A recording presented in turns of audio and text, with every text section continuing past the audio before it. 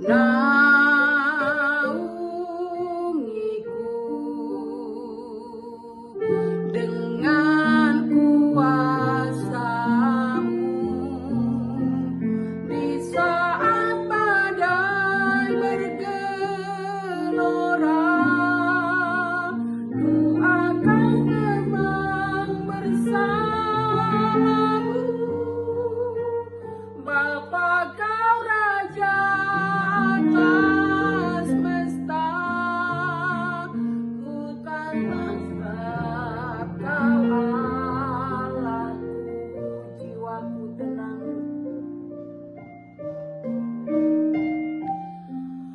Jiwaku tenang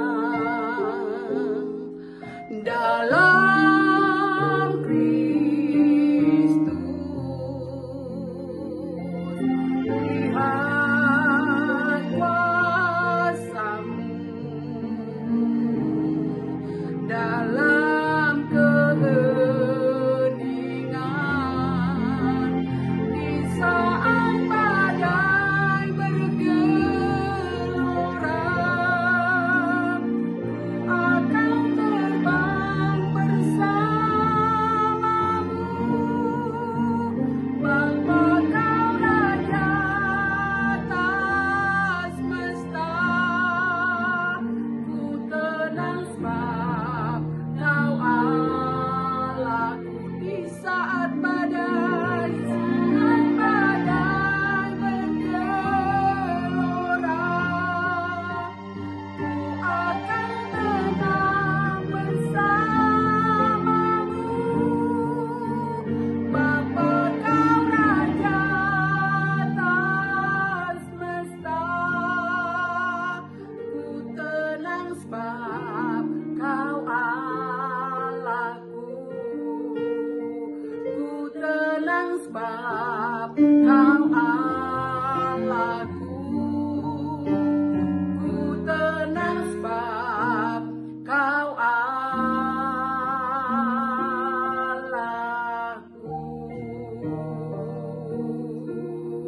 Terima kasih Tuhan Yesus, kami percaya bahwa kami aman dalam lindungan tangan Tuhan. Kami tenang bersama dengan Engkau. Terima kasih Bapa, sebentar kami mau mendengarkan firman Tuhan.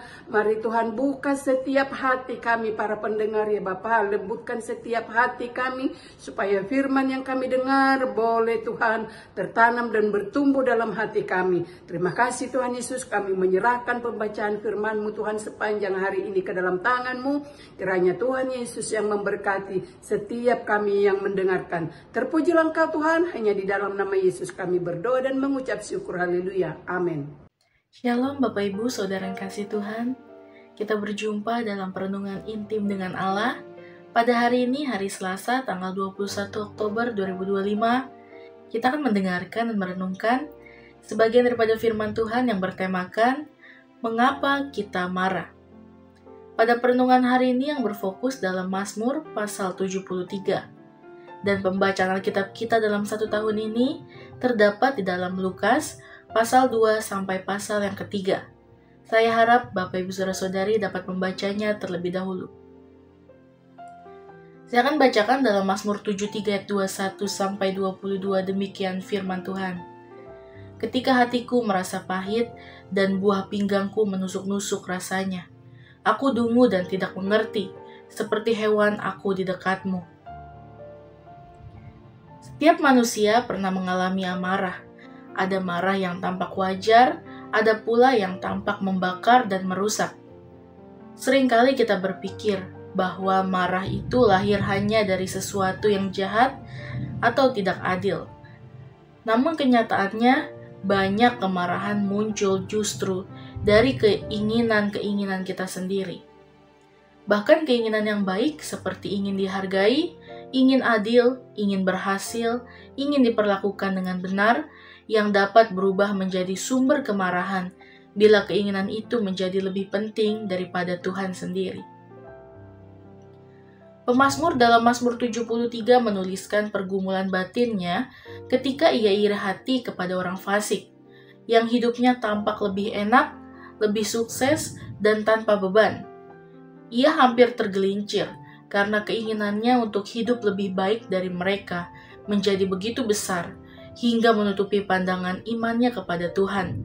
Dalam Mazmur 73 ayat 2 sampai yang ketiga. Inilah gambaran bagaimana hati manusia bisa terikat oleh keinginan, lalu berubah pada kekecewaan, iri, bahkan kemarahan.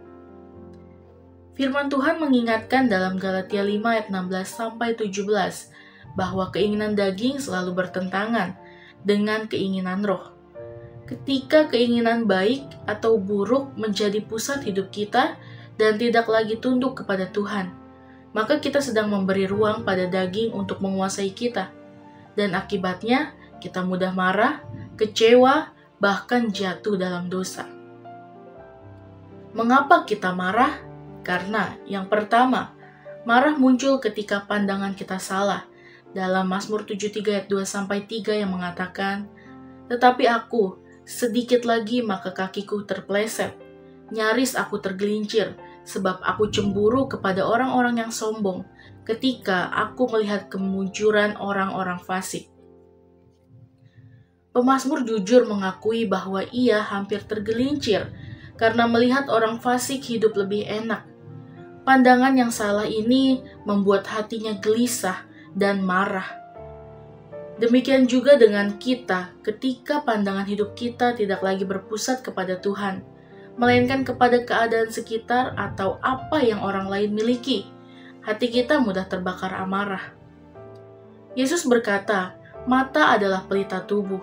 Jika matamu baik, teranglah seluruh tubuhmu." Dalam Matius 6 ayat 22.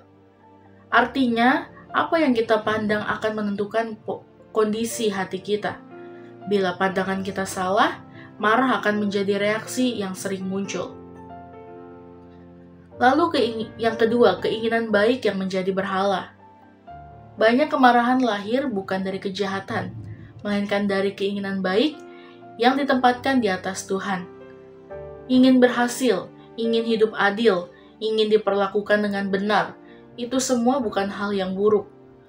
Namun ketika keinginan itu menjadi harga mati, lebih penting daripada penyembahan kita kepada Tuhan, ia berubah menjadi berhala dalam hati. Inilah yang disebut Paulus sebagai keinginan daging. Sebab keinginan daging berlawanan dengan keinginan roh, dan keinginan roh berlawanan dengan keinginan daging. Dalam Galatia 5 ayat 17. Daging tidak selalu berarti keinginan jahat, tetapi segala keinginan yang menguasai hati lebih daripada Tuhan. Ketika tidak percaya, amarah pun meledak. Lalu yang ketiga, amarah menyingkapkan siapa yang menguasai hati. Ketika kita marah karena sesuatu tidak berjalan sesuai kehendak kita, sesungguhnya kemarahan itu sedang menyingkapkan siapa yang benar-benar berkuasa di hati kita. Tuhan atau keinginan kita. Pemazmur akhirnya sadar setelah masuk ke dalam hadirat Tuhan bahwa segala sesuatu di dunia ini sementara dan hanya Allah yang sumber kebahagiaan sejati.